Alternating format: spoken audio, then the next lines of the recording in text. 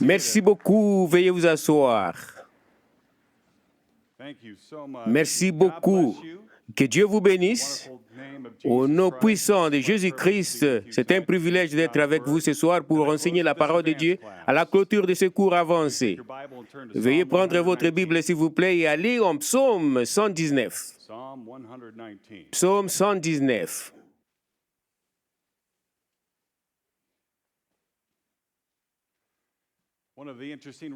L'une des réalités les plus difficiles de la vie est que nous vivons avec la compréhension qu'il y a toujours quelque chose au-delà de l'horizon. Par définition, l'horizon marque la limite de ce que nous pouvons voir. Ce n'est pas la fin du voyage, c'est simplement la limite de notre champ de vision. Au-delà se trouve ce que nous ne pouvons pas encore connaître. Les issues, les conséquences, quand ceci ou cela doit se faire et les résultats.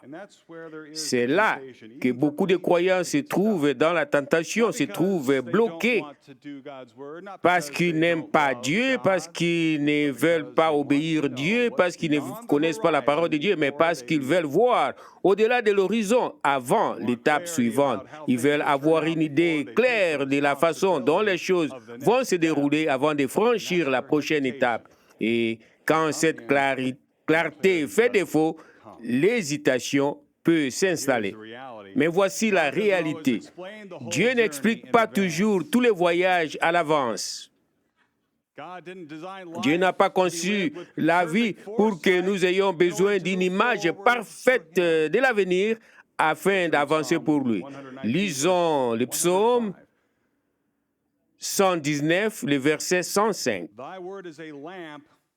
Ta parole est une lampe à mes pieds et une lumière sur mon sentier. Ce n'est pas un projecteur vers l'avenir. La parole est comparée à une lampe.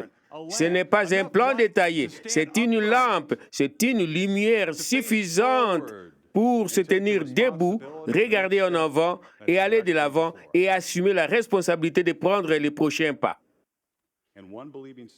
Et en faisant un pas, en prenant un pas après l'autre avec croyance, nous faisons un véritable progrès. Nous ne marchons pas avec puissance en nous attendant à tout voir à l'avance. Nous marchons avec puissance en ordonnant notre vie selon ce que Dieu a déjà dit, puis en agissant en conséquence. Vous mettez votre pied là où se trouve la lumière. Et puis, vous faites un autre pas. Au cours de ces dernières semaines, dans le cours avancé, vous n'avez pas recueilli des réponses à des questions de culture générale. On vous a confié la vérité. Vous avez appris au sujet du don du Saint-Esprit, des manifestations et de la réalité de Dieu qui agit en vous.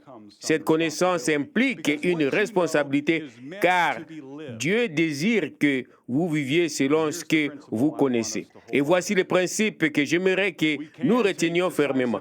Nous pouvons agir de manière décisive selon la parole de Dieu, même lorsque nous ne connaissons pas la réponse, lorsque nous n'avons pas de réponse. Ce qui se trouve au-delà de l'horizon n'est pas un sujet de conjecture, c'est une destination vers laquelle nous marchons. Il s'agit d'avancer non pas parce que le chemin est facile, mais parce que la parole de Dieu est digne de confiance. Parlons donc de ce que cela signifie d'aller de l'avant, sans spéculation, sans inquiétude, mais avec puissance. Un croyant marche avec puissance, non pas en attendant de connaître les chemins avec certitude, mais en avançant à la lumière de ce que Dieu a déjà écrit dans sa parole. Nous n'avons pas besoin de connaître tous les plans d'action pour aller de l'avant. Nous avons besoin du courage à franchir l'étape suivante à l'aide de sa lumière. Allez en Actes chapitre 16. Actes chapitre 16.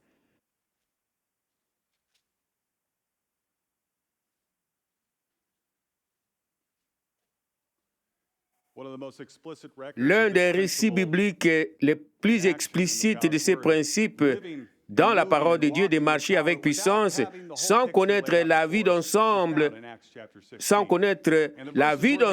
trouve ici en Actes 16. On parle souvent de l'appel macédonien dans ces chapitres. Et il est important de savoir que, avant que nous puissions y arriver, il est important de savoir ce que Paul et son équipe faisaient avant même de recevoir cet appel.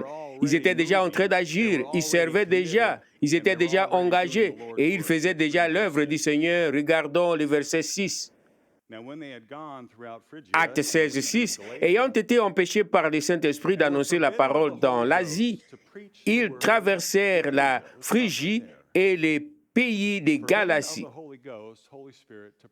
Le Saint-Esprit les a appelés pour annoncer la parole dans l'Asie et les portes ont été fermées. C'est ce qu'on appelle une porte fermée.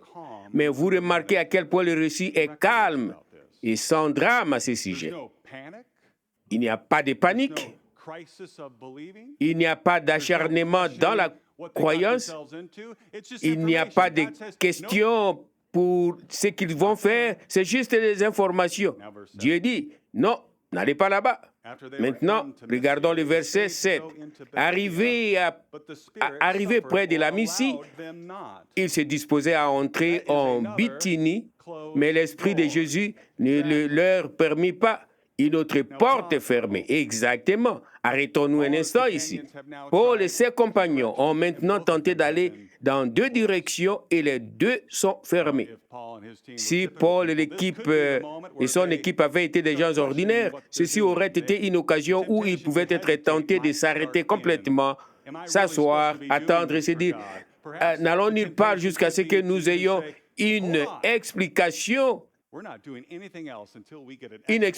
claire de ce qui se passe. » Qu'est-ce qui se passe? Nous aimerions avoir une explication claire. Mais est-ce qu'ils ont fait cela? Non. Ils n'ont pas fait cela. Ils ont continué à aller de l'avant, à avancer. Regardons le verset 8. Ils franchirent alors la Mysie et descendirent à Troas. Ils continuent à marcher, à aller de l'avant. Les portes fermées ne les paralysent pas. Elles servent à définir la direction. Le verset 9 maintenant. Pendant la nuit, Paul eut une vision. Un Macédonien lui apparut et lui fit cette prière: passe en Macédoine, secours-nous.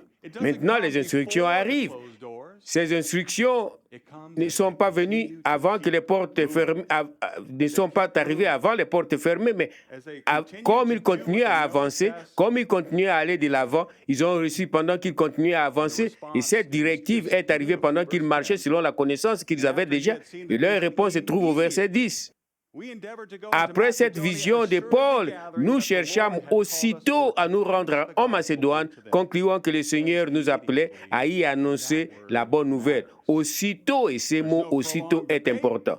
Ils n'ont pas eu une discussion prolongée, ils n'ont pas attendu une confirmation supplémentaire, ils n'ont pas demandé un signe supplémentaire. Quand ils ont reçu la directive, ils ont agi, ils ont avancé, ils sont allés de l'avant. Cela nous apprend quelque chose d'essentiel sur le fait de marcher avec puissance pour Dieu. Il est plus facile de diriger quelqu'un qui est déjà en train d'agir que quelqu'un qui hésite. Paul n'a pas obtenu la directive claire pendant qu'il était immobile. Il l'a reçue alors qu'il servait déjà. Si nous tenons absolument à avoir la vie d'ensemble avant de partir, il est possible que nous manquions l'étape que Dieu a déjà mise devant nous. Il y a un autre détail dans ce récit qu'il est facile à manquer, mais vraiment c'est important, j'aime ça. La vision que Paul a eue était celle d'un homme appelant à l'aide. Naturellement, cela aurait façonné des attentes. Mais lorsqu'ils sont arrivés en Macédoine, la réalité était un peu différente. Regardez le verset 13. Le jour du sabbat, nous nous rendîmes hors de la porte vers une rivière où nous pensions que se trouvait un lieu de prière. Nous nous assîmes et nous parlâmes aux femmes qui étaient réunies. L'une d'elles, nommée Lydie, marchande de pourpre de la ville de Thyatire, était une femme craignant Dieu ou respectant Dieu, et elle écoutait. Le Seigneur lui ouvrit le cœur, puis qu'elle fût attentive à ce que disait Paul.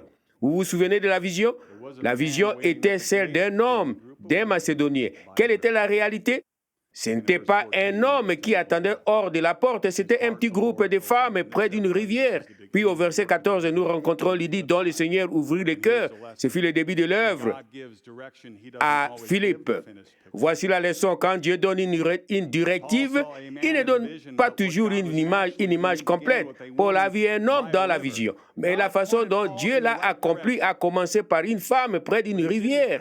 Dieu a orienté Paul dans la bonne direction, mais il n'a pas chorégraphié les résultats. La vision a servi des lignes directrices et non pas des cadres imposés. Cela soulève un bon point. Nous pouvons marcher avec puissance sans connaître la vue d'ensemble, mais cela nous m'oblige souvent à modérer mes attentes. Marcher avec puissance ne consiste pas à tenir absolument à ce que Dieu agisse selon l'image mentale que nous avons conçue. Il s'agit de rester prêt à suivre le chemin qu'il va choisir une fois que nous aurons fait un pas en avant. Si Paul tenait à ce que la réalité corresponde exactement à la vision, il aurait pu conclure avoir mal entendu Dieu et aurait complètement manqué l'occasion de connaître Lydie. Il aurait pu passer devant le groupe de femmes en cherchant l'homme dans sa vision. Marcher avec puissance exige que nous soyons prêts à modifier nos attentes sans abandonner notre croyance. Dieu peut souvent accomplir ses desseins d'une manière plus calme, plus simple ou moins dramatique que ce que nous imaginons. Si nous ne cherchons que les résultats que nous jugeons extraordinaires, nous pouvons passer à côté de ce que Dieu a déjà mis juste devant moi. C'est pourquoi l'inaction peut être néfaste. Elle peut passer pour de la sagesse ou de la patience, alors qu'en réalité, elle peut cacher une réticence à renoncer à nos attentes. Une réticence à nos attentes. Parfois, ce qui nous empêche d'avancer, ce n'est pas un manque de directives, mais notre réticence à accepter ce que la voie que Dieu nous trace puisse être différente de celle que nous prévoyons. Regardez l'humilité de Paul. À 2 reprises, Dieu lui a dit, non, l'Asie est fermée, la Bithynie est fermée. Et pourtant, Paul ne voit pas cela comme un échec personnel, ni comme une raison d'abandonner. Il n'argumente pas avec Dieu, il n'exige pas d'explication, il continue à avancer pour Dieu. Il n'argumente pas, il n'exige pas d'explication, il ne s'accroche pas à son plan initial. Il s'adapte, il continue à aller de l'avant, il reste prêt à agir. Marcher avec puissance implique parfois la volonté de renoncer aux résultats que nous préférons sans renoncer à notre confiance en Dieu. Paul n'était pas attaché au lieu où il prêchait. Ce qui lui tenait à cœur ou à qui il devrait prêcher, c'était de prêcher le Christ. Et comme il savait modérer ses attentes et il était flexible, il était prêt. Lorsque Dieu l'a réorienté, Dieu peut travailler avec quelqu'un qui a une telle attitude, un croyant prêt à aller de l'avant, prêt à s'adapter et prêt à accepter que le chemin puisse s'avérer différent de celui qu'il avait prévu, tout en restant convaincu que Dieu continue d'œuvrer, de travailler. Pour beaucoup d'entre nous, la prochaine étape n'est pas inconnue. Parfois, ce n'est pas confortable, mais ce n'est pas flou. Ce qui n'est peut-être pas clair, c'est les résultats. Mais bien souvent, nous savons déjà ce qu'il faut faire. Peut-être nous avons simplement évité de faire à cause de l'inconnu qui nous attend. Il peut s'agir d'une conversation difficile que nous évitons. Il peut s'agir de prendre des responsabilités là où nous avons été passifs. Il peut s'agir d'une décision concernant notre carrière ou notre travail où nous savons quelle est la bonne décision, mais nous ne savons pas la fin de l'histoire. Il peut s'agir de nous lancer dans un ministère de service au lieu d'attendre de nous sentir prêts. Il peut s'agir de prendre une décision qui s'accorde avec la parole de Dieu, même si les résultats nous conviennent moins ou nous rendent mal à l'aise. Et voici la clé qui nous aide à franchir la prochaine étape. La question n'est pas de savoir si Dieu sera là quand nous agirons. Il sera là. Dieu ne nous demande pas de porter toute la responsabilité qui s'attache au résultat. Il nous demande de faire un pas en avant, aller vers la prochaine étape. Et lorsque nous le faisons, il nous donne ce dont nous avons besoin. La clarté vient souvent après l'action. Nous n'avons pas besoin d'un autre signe. Nous n'avons pas besoin d'une confirmation dramatique. Nous n'avons pas besoin d'une assurance parfaite. Ce dont nous avons besoin, c'est de la conviction, la volonté d'agir selon ce que Dieu nous a déjà clairement montré. Parce que Dieu agit lorsque nous agissons. Non, pas parce que nous avons tout compris, mais parce que nous avons suffisamment confiance. Nous faisons suffisamment confiance en lui pour franchir l'étape suivante. Et quand nous faisons cela, quand nous décidons d'aller de l'avant, nous nous rendons souvent compte que ce que nous croyons être de l'incertitude n'était en réalité qu'un aspect de la vie où nous avions besoin d'accroître notre croyance, où nous avions besoin de croître. Allons en Matthieu chapitre 22. Matthieu chapitre 22.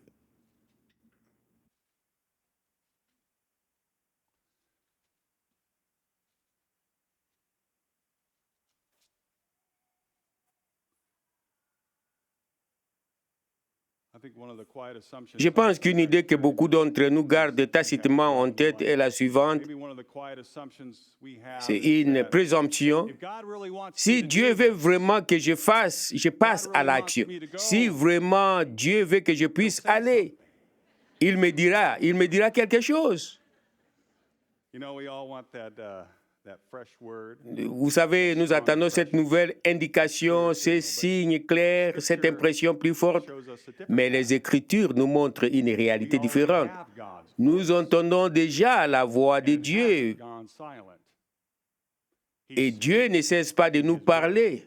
Il nous parle à travers sa parole. En Matthieu 22, nous lisons au verset 31. Pour ce qui est de la résurrection des morts, n'avez-vous pas lu ce que Dieu vous a dit? Je suis le Dieu d'Abraham, le Dieu d'Isaac et le Dieu de Jacob. Dieu n'est pas Dieu des morts, mais des vivants. Ici, dans ces deux versets, Jésus répond à une question qui lui est posée avec des arrière-pensées. Il cite les Écritures comme partie de sa réponse. Plus précisément, il cite Exode 3:6 où Dieu parlait à Moïse. Dans le cadre de cet enseignement, je ne veux pas que nous nous penchions sur la question ni sur la réponse précise. Je voudrais plutôt que nous nous penchions sur la manière dont Jésus considère la parole de Dieu. Que pense Jésus-Christ de la parole? Nous pouvons savoir comment il l'aperçoit en lisant sa réponse au verset 31. Pour ce qui est de la résurrection des morts, n'avez-vous pas lu ce que Dieu vous a dit? Vous a dit. Il ne dit pas, n'avez-vous pas lu, ne vous rappelez pas ce que Dieu a dit à Moïse il y a très longtemps? Non, il dit ce que Dieu vous a dit. Vous a dit. Rappelez-vous qu'il cite un passage de l'Écriture dans lequel Dieu parle à Moïse, mais Jésus considère la parole si vivante, si pleine d'autorité qu'il aperçoit comme si Dieu s'adressait directement à eux. Jésus aborde les Écritures au présent. Cela nous montre la parole de Dieu. Ce n'est pas juste un récit historique. C'est Dieu qui parle. La parole de Dieu n'est pas simplement un récit historique, c'est Dieu qui parle. Cela me rappelle l'une de mes citations préférées de M. H. A. Wewell, l'oncle Harry, le premier secrétaire trésorier de The Way International. Il disait ceci à propos de la parole de Dieu. C'est Dieu qui parle à votre tête. Le livre d'Exode était adressé à Israël. Et les hommes auxquels Jésus répondait ou à qui il parlait étaient d'Israël. Mais comment percevons-nous ce qui s'adresse à nous? Car ce qui s'adresse à nous n'est pas simplement ce que Dieu a révélé à Paul. C'est Dieu qui parle. Lorsque vous lisez dans les Écritures, et mon Dieu pourvoira tous vos besoins selon sa richesse avec gloire en Christ et Jésus, c'est Dieu qui vous parle.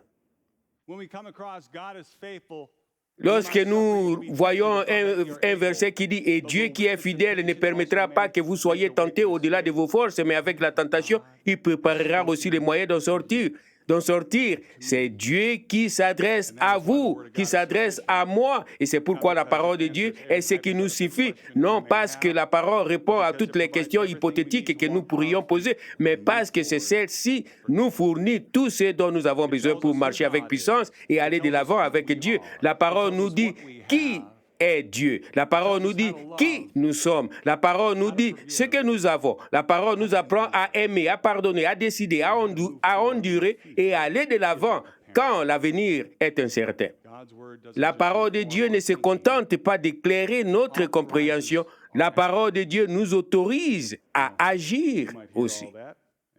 Eh bien, vous avez entendu tout cela et vous dites, je crois la parole de Dieu est vivante et vraie, j'ai confiance en Dieu. Mais qu'en est-il des moments où il me semble que Dieu ne me parle pas? Qu'en est-il des moments où j'ai fait tout ce qu'il faut et que je ne reçois toujours pas de directives? Allons au livre de Job, chapitre 30, s'il vous plaît.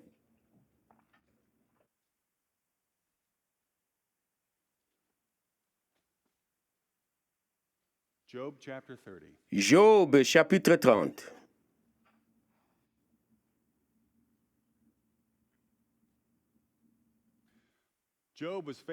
Job était fidèle, Job était intègre, Job était intègre et droit, et pourtant, il y avait des moments où il semblait que Dieu était loin.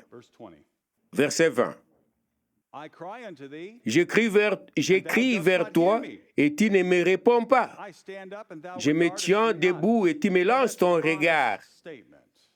C'est une affirmation honnête, aucune prétention, aucune tournure de phrases religieuses. C'est un homme qui fait de son mieux compte tenu de la situation, mais à qui Dieu ne répond pas pour le moment.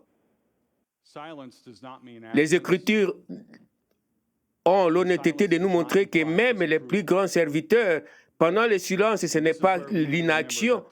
Et les Écritures ont l'honnêteté de nous montrer que même les plus grands serviteurs de Dieu ont parfois traversé des moments de difficulté.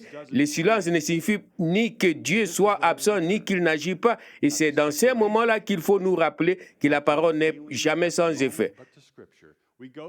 Les promesses n'ont pas de date d'expiration. Nous allons à la parole de Dieu. Nous croyons ce que la parole de Dieu dit au sujet de nous et nous allons de l'avant.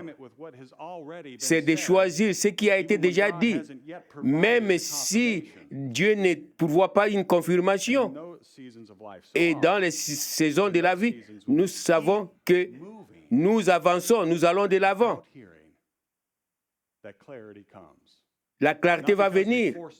Pas parce que nous avons forcé la note, mais parce que nous allons de l'avant, ayant confiance en Dieu et à ce que Dieu nous avait déjà dit. Alors, comment tout s'explique concrètement? Tout ceci s'explique concrètement. Comment vivre de cette façon quand nous n'avons pas l'impression d'avoir reçu une directive claire? D'abord, nous nous enracinons chaque jour dans la parole. Voici quelque chose que nous devons savoir. D'abord, nous nous enracinons chaque jour dans la parole. Ça, c'est la première chose. Le silence ne signifie pas que Dieu a cessé de parler. Cela signifie qu'il s'attend à ce que nous tenions ferme sur ce qu'il a déjà dit. La parole nous rend ferme. Elle nous rappelle qui est Dieu, qui nous sommes et comment marcher avec puissance lorsque nous préférerions avoir des réponses précises, mais que celles-ci ne viennent tout simplement pas. Le temps passé chaque jour dans la parole nous donne bien plus que des informations. Cela affermit nos pas. Cela nous aide à nous orienter quand les circonstances ne semblent pas claires. Deuxième chose, nous ne laissons pas les émotions dicter notre croyance. Les émotions sont réelles. Les émotions sont vraies, sont réelles, sont véritables, mais elles ne constituent pas des repères fiables. Les émotions vont et viennent, tandis que la parole de Dieu reste immuable. Lorsque nous laissons nos émotions dicter nos décisions, nous ne faisons que réagir au lieu de nous garder forts. la croyance, ce n'est pas l'absence d'émotion, mais c'est de croire la parole de Dieu. Numéro 3, nous recherchons des conseils sages et non pas l'opinion de la foule. Le livre des Proverbes nous dit « Le salut est dans le grand nombre de conseillers ». Cela ne signifie pas demander à tout le monde son avis, son opinion. Cela signifie rechercher les conseils sages et prudents des personnes qui connaissent la parole. Ceux qui nous connaissent et ceux qui veulent sincèrement que nous ayons le meilleur de Dieu dans notre vie. C'est vraiment important, surtout pour le moment dans notre vie, comme nous avons accès à beaucoup d'informations, avec l'intelligence artificielle, des réseaux sociaux, des groupes de discussion, il est facile de confondre l'accès à l'information et la sagesse. Mais plusieurs opinions n'apportent pas toujours plus de clarté. Souvent, elles ne font que contribuer à la confusion. Les conseillers sages et prudents, cependant, aident à clarifier les directives car ils puisent leur sagesse dans la parole, dans leur expérience de vivre la parole et l'amour. Dieu confirme souvent sa voie à suivre ou ligne directrice dans notre vie par des voies V-O-I-X, calmes, voix calmes et fidèles, et non pas les voix VOX, les voix impulsives. Et ceci est important, évitons de faire le tour des avis jusqu'à ce que nous trouvions celui que nous recherchions depuis le départ. Ceci peut être une tentation particulièrement forte chez les jeunes croyants. Je sais de quoi je parle parce que j'étais jeune moi aussi. Et maintenant, je dois agir comme un adulte à temps plein. Demander des conseils à tout le monde et faire le tour des avis, ce n'est pas chercher la sagesse, c'est chercher une permission. Un conseil sage et prudent peut nous défier, nous ralentir ou nous rediriger. Mais ces malaises font souvent partie de la protection et de la directive de Dieu.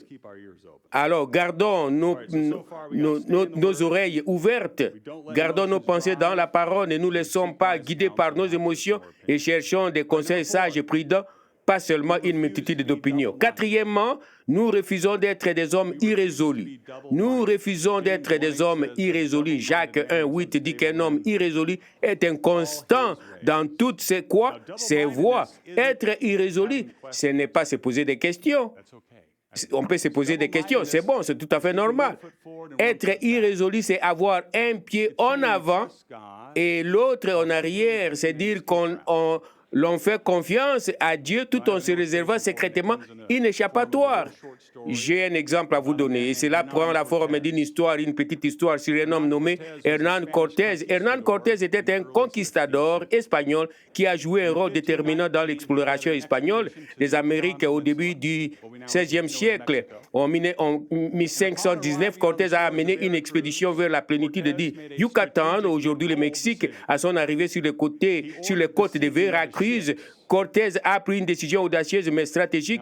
Il a ordonné le sabotage de ses navires. Cette action, bien qu'apparemment imprudente, visait à éliminer toute possibilité que ces hommes battent en retraite, leur insufflant ainsi une détermination inébranlable à ne pas reculer, mais rester sur ses rives.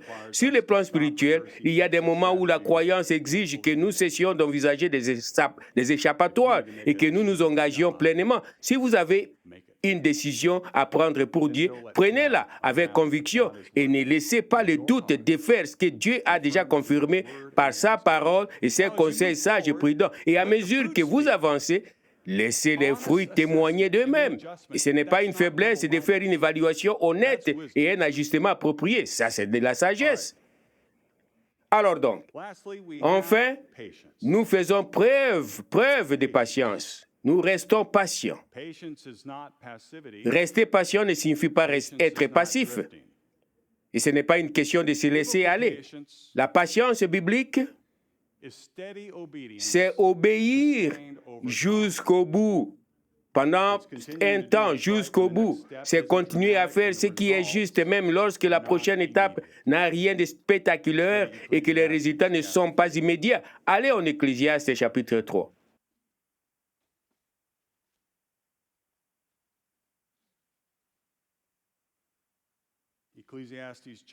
Ecclésiaste chapitre 3.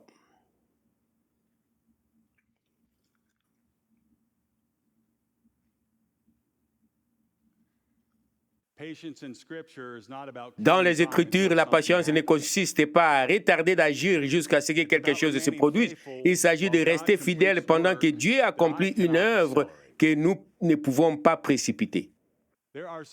Il y a des moments, des saisons dans notre vie où marcher avec puissance ne nécessite pas une nouvelle direction, une nouvelle décision, mais de la persévérance. Persister, dire la vérité, pas professer la vérité, faire le bien, ne pas vaciller. C'est là que cela peut être difficile mentalement, car en attendant patiemment, nous pouvons avoir l'impression de ne rien accomplir. Mais Dieu ne mesure pas. Nous devons nous souvenir que Dieu ne mesure pas les progrès comme nous les mesurons. Ecclésiaste 3, verset 11. Il fait toutes choses bonnes en son temps, le temps de Dieu. Même il a mis dans leur cœur la pensée de l'éternité, bien que l'homme ne puisse pas saisir l'œuvre que Dieu fait du commencement jusqu'à la fin. Ces versets réunissent deux vérités. Dieu prépare quelque chose de magnifique qui va arriver selon son timing, selon le temps de Dieu. Et il ne nous a pas donné accès à l'ensemble de son dessein. Quel beau verset. La Bible... C'est beau, parfois c'est frustrant, c'est beau. Je vais vous lire ceci dans la Bible du semeur. La Bible du semeur le traduit ainsi. Dieu fait toutes choses belles en son temps. Il a implanté au tréfonds de l'être humain l'essence de l'éternité, sans toutefois que l'homme puisse appréhender l'œuvre que Dieu accomplit du commencement à la fin. Nous voulons vraiment savoir comment tous les aspects de la vie s'imbriquent. Nous recherchons la cohérence.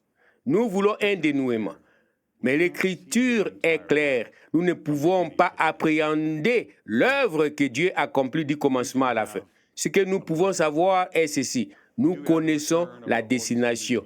Nous avons le retour de notre Seigneur et Sauveur Jésus-Christ. Et cela va arriver. Ça, nous savons que cela va arriver. Et ça sera glorieux. Ça sera merveilleux. La patience, c'est donc accepter que nous ne soyons pas complètement responsables du résultat final, mais qu'il faille nous occuper du moment présent. Nous marchons avec puissance en mettant la parole en pratique maintenant, ayant l'assurance que Dieu s'occupe de ce que nous ne pouvons pas voir. Voici un bref récapitulatif de ces 5 éléments. La parole tous les jours, ne pas nous laisser guider par nos émotions. Chercher des conseils sages et prudents, ne pas être irrésolu et être patient. C'est la parole de Dieu. Dieu nous a donné sa parole. Il a mis en nous son esprit. Les promesses de Dieu sont fermes, c'est en lui qu'est le oui et l'amen. Ce qui se trouve au-delà de l'horizon n'est pas quelque chose que Dieu n'a pas encore dit. C'est ce qui se produit lorsque nous agissons selon la parole qu'il nous a déjà donnée. Nous n'avons pas besoin d'un autre signe pour connaître le chemin qui nous attend. Nous avons besoin d'être persuadés et convaincus de franchir fidèlement la prochaine étape. C'est ainsi que les croyants vont de l'avant, même lorsque l'horizon reste hors de vue. Nous pouvons agir de manière décisive selon la parole de Dieu, même lorsque nous n'avons pas toutes les réponses. Comme nous le rappelle Ecclésiaste 3:11, Dieu fait toutes choses bonnes en son temps, le temps de Dieu. Mais cette belle chose qu'il va faire pour nous n'est pas découverte par ceux qui restent figés. C'est ceux qui continuent à marcher, à aller de l'avant, qui vont voir cela. Ceux qui font suffisamment confiance au timing de Dieu pour rester obéissants, persistants, en marchant toujours de l'avant. Alors, continuons à avancer, continuons à croire, continuons à marcher selon les Écritures, parce que ce qui se profile à l'horizon n'est pas de l'incertitude. C'est une occasion favorable. Et lorsque nous faisons un pas en avant avec croyance, et souvent nous nous rendons compte que Dieu attendait simplement que nous avancions. Il voulait tout simplement que nous puissions avancer librement. Vous êtes les meilleurs de Dieu. Que Dieu vous bénisse.